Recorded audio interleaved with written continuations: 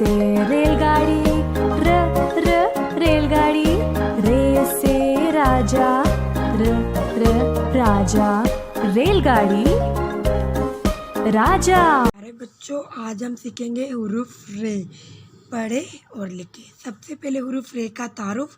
हुरूफ रे से आती है रस्सी, रे से रस्सी। अभी हुरूफ रे की लिखाई करेंगे। इस तीर से शुरू करेंगे, इससे जाते यहाँ तक। ये हमारा बना हुरूफ रे। उसके बाद दूसरे सफ़े पे करेंगे पढ़े, ट्रेस कीजिए और रंग भरें। रंग आप लोग भरेंगे घर पर, लेकिन हम ट्रेस करेंगे। इस तीर से शुरू करेंगे, इससे। ये हमारा बना हुरूफ रे। फिर इधर से हुरूफ रे।